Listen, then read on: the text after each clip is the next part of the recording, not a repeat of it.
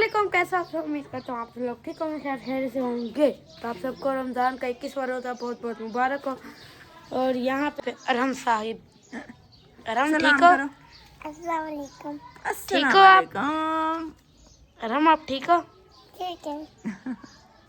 ये जैनब आप यहाँ पे काट रही है ये पालक, और ये अम्मी यहाँ पे पाँव धो रही है, और ये मुर्गा अंदर ढका हुआ है, और ये मैं हूँ।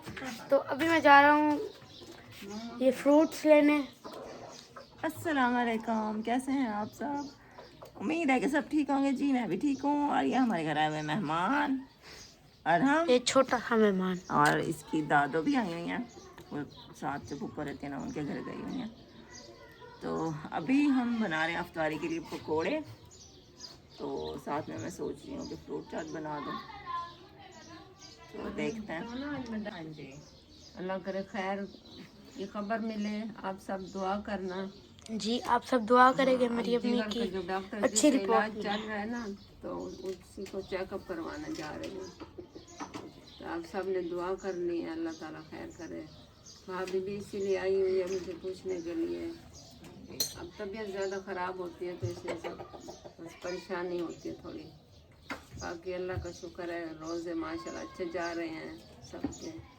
अल्लाह पाक सबके घर में रहमत करे, बरकत हो और सुख सेहत हो। अरहम से पूछते हैं, अरहम कितने रोजे रखे हैं?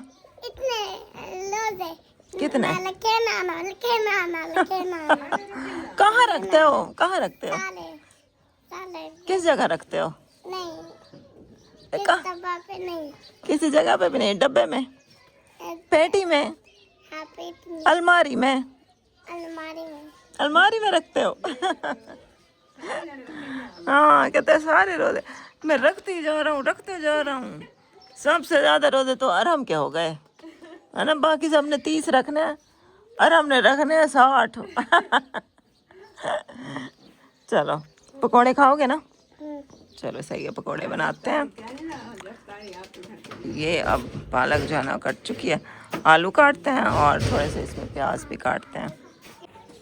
अब्दुल्लाह को भेजा था फ्रूट्स लाने के लिए। कितने के? 200 के बस यही मिले हैं? सारा कुछ है, सारा कुछ है। माल्टे भी हैं। चलो फ्रूट चाट बनाते हैं थोड़ी सी। हाँ, माल्टे, सेब, केला। अब मैं बना रही हूँ जी पकोड़े, और आज आहत के पापा आए हैं, यहीं पे अफ्तारी करेंगे। और क्योंकि अम्मी की तबीयत सही नहीं है ना कुछ दिन से, तो आज अम्मी को डॉक्टर के पास लेके जाना है। लेकिन डॉक्टर अफ्तारी के बाद ही आएगा, तो फिर इसलिए यहाँ आ गए। अफ्तारी यहाँ पे करेंगे, और फिर अफ्तारी के बाद डॉक्टर के जाने का टाइम होगा ना, फिर अम्मी को लेके जाएंगे डॉक्टर के पास। दुआ कीजिएगा अल्लाह पाक अम्मी को सही कर दे, और डॉक्टर की दवाई जो भी वो दे, अल्लाह ताला की अम्मी देती है ना, वो अच्छी हो। तो अभी पकोड़े बना रही हूँ। फ्रूट चाट बनाई है बस थोड़ी सी ना। वैसे तो आज के पापा को क्रीमी फ्रूट चाट पसंद है, लेकिन मैंने ऐसे ही बना दिया। यहाँ से क्रीम मिलती नहीं है ना।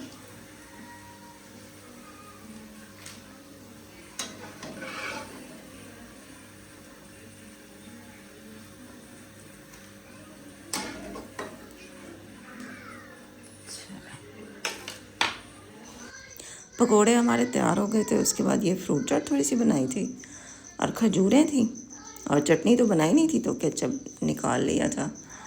अच्छा, आज के पापा को क्रीमी फ्रूट चाट पसंद है।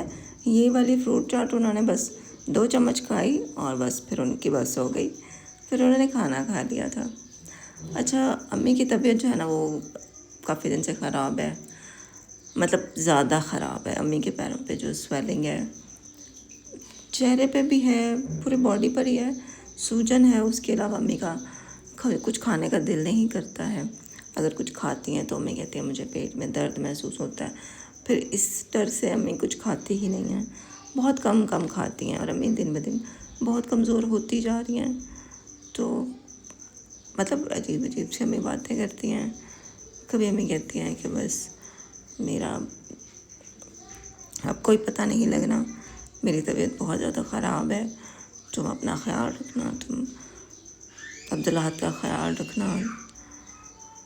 मतलब इस तरह की बातें करती रहती हैं, खाना पीना बहुत कम करती है। तो हम लोग परेशान थे डॉक्टर से, मतलब चेकअप का इरादा था, लेकिन अम्मी फिर कहती थी कि मुझे नहीं लेके जाओ, मैं डॉक्टर की ये सुइयाँ ये दवाइयाँ बर्दाश्त नहीं कर पाऊँगी। लेकिन अब हमने कहा नहीं, चेक तो करें ना कि डॉक्टर बताता क्या है। तो आज लेके जाना है डॉक्टर के पास। जिस डॉक्टर की दवाइयाँ अम्मी खा रही हैं उसी डॉक्टर से पहले चेकअप कराते हैं और फिर देखेंगे अगर किसी और डॉक्टर से भी कोई मशवरा करना हुआ तो कर लेंगे। तो अम्मी रेडी हो गई हैं, अफ्तार के बाद डॉक्टर की तरफ जाना था। ये फूफो भी आई हुई हैं अम्मी की तबीयत पूछने के लिए। ये सुबह से ही आए हुए हैं, दोपहर से। तो आज के पापा अभी डॉक्टर से टाइम ले रहे थे, पूछ रहे थे कि हम आ जाएं। तो उन्होंने कहा जी आ जाएं। और आज अम्मी बाइक पे नहीं गई हैं, क्योंकि अम्मी कहती हैं कि अब तो मेरे बाइक पे बैठते हुए भी डर लगता है कि बाइक पे बैठूँगी तो शायद मैं अपने आप को संभाल ही ना पाऊँगी और मैं गिर ना जाऊँ। तो मैंने फिर आज के पापा को बोला आप या तो मेरे को रिक्शे में ले जाएं। तो फिर ऐसा क्या, उन्होंने जो करीम की गाड़ी होती है वो मंगवाई थी। लेकिन हमारे घर क्योंकि अब ऐसा है छोटी सी गली में है, तो गली हमारे दरवाजे पे तो मतलब बाइक आती है, गाड़ी नहीं आ सकती ना। तो फिर हाथ के पापा ने कहा कि उस ड्राइवर को जो है ना लोकेशन तो भेजी हुई थी, तो उसको अपने घर के पास बुला लिया था। और फिर अपनी इन्होंने बाइक अपनी जो है ना वो मामू को दी। हाथ के पापा की बाइक पे बड़े मामू अम्मी को लेकर गए और गाड़ी तक छोड़ कर आए थे। 2 गलियां थी और ज़ैनब साथ गई थी, ज़ैनब भी और ज़ैनब का भाई भी। क्योंकि गाड़ी थी तो मैंने कहा वैसे भी लोगों के बैठने की जगह है तो ज़ैनब चली जाएगी, अम्मी का हाथ पकड़ लेगी अम्मी को, क्योंकि दिखाई तो है नहीं देता। तो फिर अब्दुल्ला भी साथ चला गया था। हाथ के पापा गाड़ी के अगली सीट पे बैठ गए थे और पिछली सीट पे फिर अम्मी, ज़ैनब और अब्दुल्ला ये लोग बैठ गए थे। काफ़ी टाइम हो गया ना, अब मैं अपनी माजूरी को मतलब सोचती नहीं हूँ कि काश मैं ठीक होती, काश मैं ठीक होती। अब ये बात तो मैंने सोचना ही छोड़ दिया बिल्कुल, मतलब मान लिया कि नहीं है, बस जो है वो है। तो ये बात मैं करती भी नहीं हूँ अब। लेकिन आज अब जब अम्मी की तबीयत देखती हूँ ना तो फिर मेरे दिल से ज़रूर ये दुआ निकलती है कि काश मैं ठीक होती। तो जहाँ पे अम्मी को किसी की ज़रूरत होती है हाथ पकड़ कर ले जाने की, तो काश कि मैं ठीक होती तो मैं खुद अम्मी के साथ जाती। लेकिन अभी हमें दूसरों के सहारे लेने पड़ते हैं। अल्लाह पाक अम्मी को सेहत दे। फूफो यहीं बैठी थी, फूफो कहती है तुम अकेली हो, जब तक ये लोग नहीं आते मैं यहीं पर ही हूँ।